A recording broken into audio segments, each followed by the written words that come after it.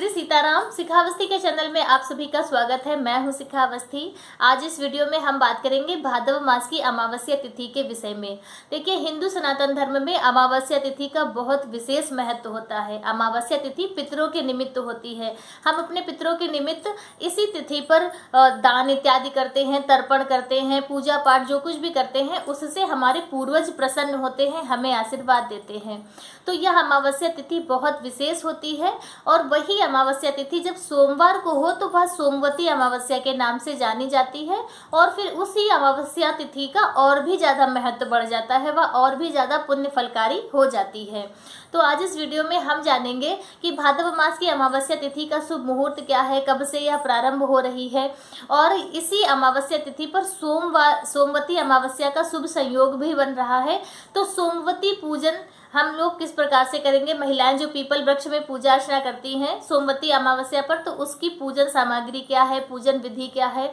तो सोमवती अमावस्या से संबंधित और भाद्रव मास की अमावस्या से संबंधित बहुत सारी जानकारी आज आपको इस वीडियो के माध्यम से प्राप्त होगी। तो वीडियो लास्ट तक देखिएगा। वीडियो अच्छा लगे तो लाइक कमेंट शेयर कीजिए। चैनल पे पहली बार आए हैं तो चैनल को सब्सक्राइब कीजिए। देखिए, भाद्रव मास की अमावस्या तिथि को कुशोत्पाटनी या कुशाग्रहणी अमावस्या के नाम से भी जाना जाता है। इसी अमावस्या पर घरों में कुश घास जो होती है उसे घर लाया जाता है, जंगल से या खरीद कर आप लाएं तो कुश घास को घर लाते हैं, उसकी पूजा अर्चना करते हैं और फिर वर्ष भर जो भी तिथि त्योहार धार्मिक कार्य होते हैं सभी में कुश घास की आवश्यकता होती है। कुश घास बहुत शुभ मानी जाती है, उसे घर में रखना ही शुभ माना जाता है। जैसे ग्रहण इत्यादि पड़ते हैं जब, तो ऐसी मान्यता है कि कुश घास को यदि आप अपने खाने पीने वाली सामग्री में डाल देते हैं तो ग्रहण का जो प्रभाव होता है वह उस वस्तु पर नहीं पड़ता है।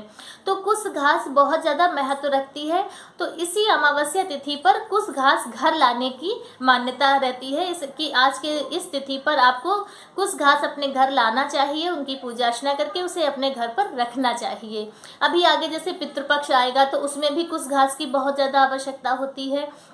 तो सभी देव कार्य पितृ कार्य में हमें कुश घास की आवश्यकता होती है और उस आवश्यकता को पूरा करने के लिए भादव मास की अमावस्या तिथि पर ही कुश घास घर लाकर सभी लोग उसकी पूजा अर्चना करके रखते हैं। तो यह तो हुई कुशोत्पाटनी या कुशाग्रहणी अमावस्या का महत्व। अब जो भादव मास की अमावस्या तिथि है उसका शुभ मुहूर्त क्या है, कब से वह प्रारंभ हो रही है। तो भादव मास की अमावस्या तिथि 2 सितंबर दिन सोमवार को सुबह 5:21 पर अमावस्या तिथि प्रारंभ हो रही है और 3 सितंबर दिन मंगलवार को सुबह 7:24 तक अमावस्या तिथि रहेगी। तो इसलिए सोमवती अमावस्या और भौमवती अमावस्या दोनों अमावस्या का शुभ संयोग भादव मास की अमावस्या तिथि पर पड़ रहा है। अमावस्या तिथि पितरों के निमित्त होती है, तो इस दिन हमें अपने पितरों के निमित्त दान इत्यादि जरूर करना चाहिए। अन्न दान करें, वस्त्र दान करें, गरीब लोगों की मदद करें, तो इस तरह के कार्य करने चाहिए। और सोमवती अमावस्या के दिन सभी महिलाएं अपने अखंड सौभाग्य की प्राप्ति के लिए पीपल वृक्ष की पूजा अर्चना करती हैं, उसकी परिक्रमा करती हैं, उसमें कच्चा सूत जो होता है धागा लपेटती हैं और अपने पति की दीर्घ आयु, उनके उत्तम स्वास्थ्य की कामना करती हैं। तो चलिए अब हम यह जान लेते हैं कि जो सोमवती अमावस्या की पूजा है उस पूजन विधि क्या है और किस प्रकार से हमें उस दिन पूजा अर्चना करनी चाहिए। तो सबसे पहले उसका नियम जान लेते हैं कि जैसे अमावस्या तिथि पर हमें कौन सा कार्य भूल कर भी नहीं करने चाहिए। तो सबसे पहला कार्य है कि किसी भी महिला को अमावस्या तिथि पर बाल नहीं धुलने चाहिए, चाहे जब हो या चाहे वो रविवार को हो, मंगलवार को हो और सोमवार को तो धुलने का कोई वजह ही नहीं है, लेकिन कोई भी कारण हो आपको अमावस्या तिथि पर बाल नहीं धुलने चाहिए। बहुत ही अशुभ माना जाता है अमावस्या तिथि पर बाल धुलना, तो इस बात का विशेष ध्यान रखें। अमावस्या तिथि पर बाल नहीं धुलने चाहिए, एक दिन पहले आप अपने बाल धुल लीजिए। तो और सोमवती अमावस्या के दिन आपको सुबह जल्दी उठना है और अपनी पूजन सामग्री आपको एकत्रित करनी है, जिसे आप एक दिन पहले ही कर लें तो ज़्यादा आपके लिए सुविधा भी रहेगी। उसके बाद फिर हम सारी पूजन सामग्री। सोमवती अमावस्या के दिन हम यह भी जान लेते हैं कि किन किन वस्तुओं की आवश्यकता होती है। एक शुद्ध साफ जल का लोटा होना चाहिए, गौरी गणेश ले जाने होते हैं और ऐपन लेते हैं जो चावल के आटे का बनता है, 2 दीपक लेते हैं, एक साक्षी का दीपक, एक आरती करने के लिए दीपक लेते हैं, परिक्रमा करने की वस्तु लेते हैं, चाहे सुहाग का सामान हो, खाने पीने की वस्तु हो, और इसके साथ ही परिक्रमा करने के लिए जौ या चने या चावल इत्यादि भी आप ले सकते हैं। तो दोनों को मिलाकर ही परिक्रमा करनी चाहिए। सुहाग का सामान जरूर लेना चाहिए। आप नहीं 16 श्रृंगार लीजिए, बेसिक चीज़ें जैसे कि आलता, सिंदूर और चूड़ी, मेहंदी इत्यादि जो भी हो आपके पास, आप सुहाग का सामान जरूर ले जाएं।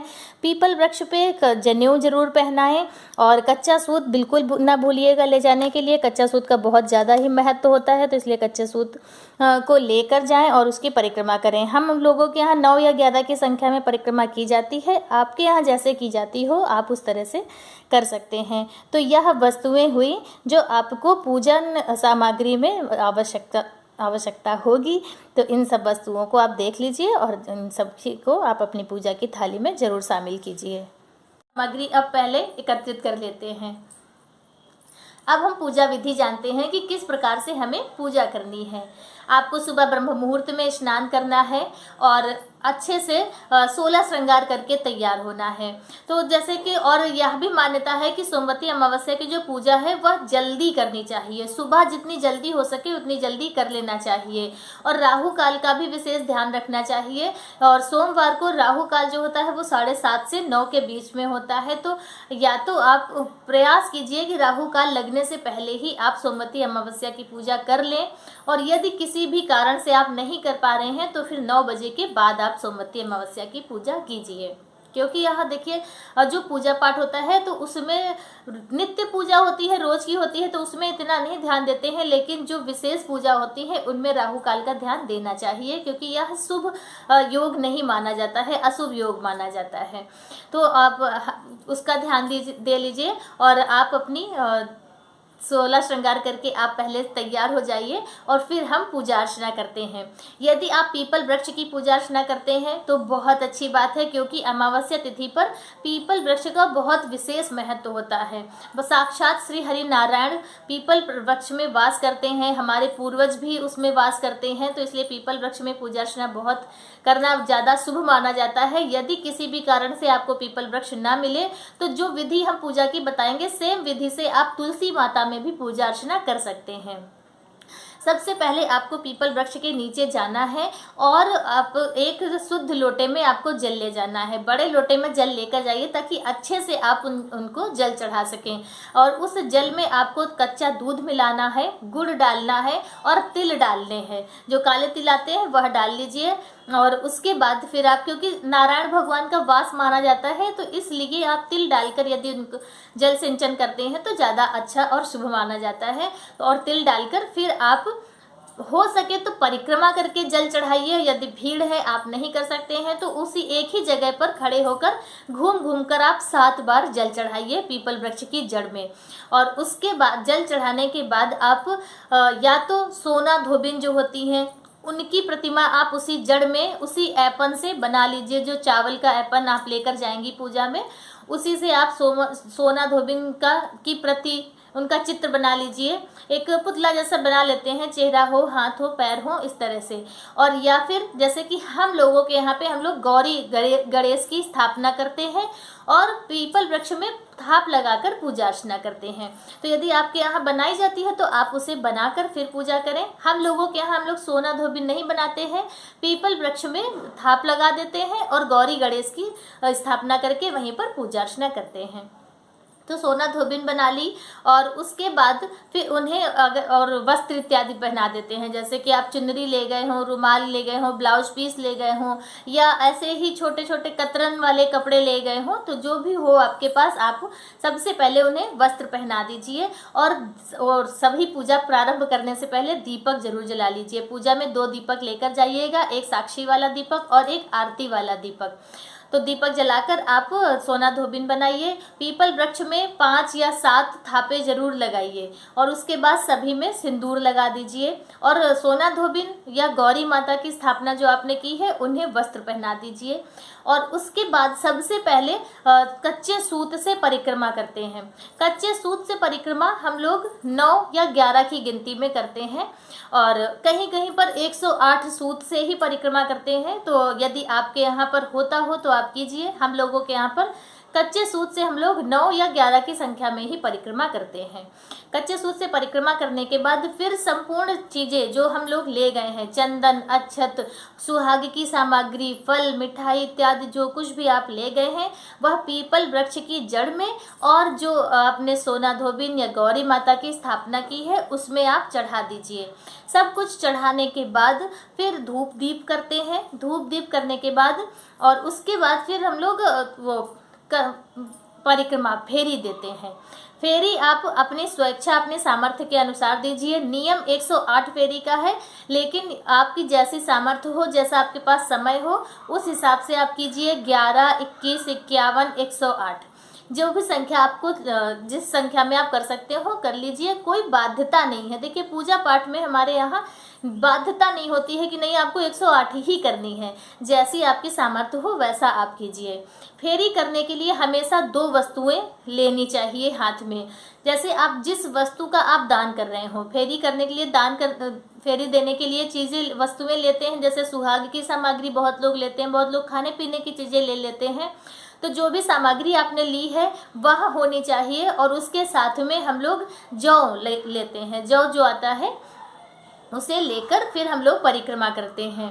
तो आप वह भी कर सकते हैं, या फिर जैसे मखाने और मूंगफली के दाने ले लिए, या किशमिश और मखाने ले लिए, छुहारे, बादाम, बहुत सी चीज़ें होती हैं। आप उन सभी किसी को भी लेकर आप परिक्रमा कर सकते हैं।